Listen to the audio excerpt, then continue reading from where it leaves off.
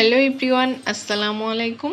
সানিয়া কবির রেসিপির আজকের আয়োজনে সুজির বিস্কুট বা পিঠার রেসিপিটা দেখার জন্য সবাইকে শুভেচ্ছা জানাচ্ছি। মাত্র 1 কাপ আটা আর একটা ডিম দিয়ে কিন্তু এই হেলদি সুজির বিস্কুটটা তৈরি করা যায় খুবই সহজে আর খুব কম সময়ে। তাহলে চলুন দেখে নিই কীভাবে এই সুজির বিস্কুট তৈরি করতে হবে। সুজির বিস্কুট তৈরি করার জন্য আমি এখানে একটা মিক্সিং বল নিয়ে নিয়েছি আর এতে এখন আমি দিয়ে দিচ্ছি রুম টেম্পারেচারে থাকা একটা ডিম। ডিমটা যদি ফ্রিজে থাকে তাহলে আধা ঘন্টা আগে এটা বের করে রাখতে হবে। আর এখন দিয়ে দিচ্ছি 1/4 কাপ চিনি। দিয়ে ডিম আর এই চিনিটা একটা হ্যান্ড উইক্সের সাহায্যে খুব ভালোভাবে মিক্সড করে নিতে হবে। যত ভালোভাবে এই ডিম আর চিনিটা মিক্সড করবেন ততই কিন্তু বিস্কুটটা ভালো হবে। যখনই এরকম মিক্সড করতে করতে এরকম ডিমটা ফ্লাফি হয়ে যাবে তখন এতে আমি বাকি উপকরণগুলো অ্যাড করে দিব। আর হ্যান্ড উইক্সটা যদি হাতের কাছে না থাকে তাহলে কাঁটা চামচের সাহায্যেও করতে পারেন। এখন 1 চিমটি লবণ দিয়ে দিচ্ছি আর দিয়ে দিচ্ছি 1 কাপ সুজি। এখানে আপনারা চিকন বা মোটা যে কোনো দানা সুজি ইউজ করতে পারেন। আর দিয়ে দিচ্ছি 2 টেবিল চামচ পরিমাণ গুঁড়ো দুধ আর হাফ চা চামচ পরিমাণ এলাচের গুঁড়ো। এলাচের গুঁড়োটা দিলে ডিমের যে একটা স্মেল আছে সেটা কিন্তু থাকবে না।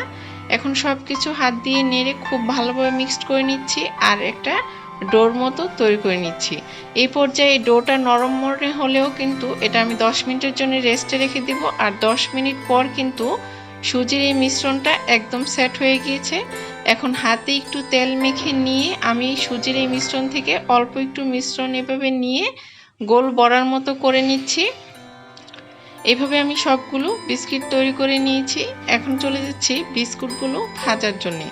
চুলায় একটি প্যান বসিয়ে দিয়ে আমি পর্যাপ্ত পরিমাণে তেল দিয়ে দিয়েছি। আর তেলটা যখন গরম হয়ে আসবে এই পর্যায়ে সবগুলো বিস্কিট দিয়ে দিয়েছি। আর তেলটা কিন্তু অতিরিক্ত গরম অবস্থায় বিস্কিটগুলো দিতে যাবেন না, এতে বিস্কিটগুলো তাড়াতাড়ি কালার চলে আসবে আর ভিতরে কাঁচা থেকে যাবে। যখন হালকা গরম থাকবে তখন বিস্কিটগুলো দিয়ে দিতে হবে। আর এইভাবে 4-5 মিনিট রাখার পর যখন নিচে একটা কালার চলে আসবে এই পর্যায়ে আমি বিস্কিটগুলো উল্টে দিচ্ছি।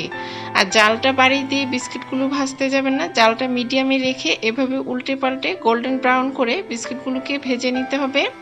আর যখনই উপরে এরকম দানাদার দেখা যাবে আর একটু ব্রাউন কালার চলে আসবে তখনই বুঝতে হবে বিস্কিটগুলো ভাজা হয়ে গিয়েছে। এখন তেল ঝরিয়ে আমি এই বিস্কিটগুলো চুলা থেকে নামিয়ে নিচ্ছি।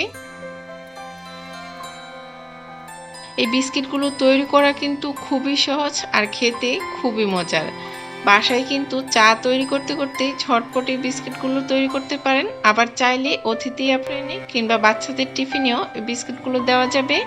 আর এই বিস্কিটগুলো এভাবে বানিয়ে রেখে বাহিরে কিন্তু একটা কৌটোয় রেখে 10 থেকে 15 দিনের মতো রেখে খেতে পারবেন। এই তো বিস্কিটগুলো সার্ভ করে নিয়েছি। দেখতে যেমন সুন্দর হয়েছে খেতেও কিন্তু ভীষণ মজার হয়েছিল। তাহলে আজকের এই সহজ নাস্তার রেসিপিটা কেমন লেগেছে অবশ্যই কমেন্টস করে জানাবেন। আর রেসিপিটা ভালো লাগলে একটা লাইক দিয়ে চ্যানেলটা সাবস্ক্রাইব করে রাখবেন। তাহলে আজকে এখানেই বিদায় নিচ্ছি। আল্লাহ হাফেজ।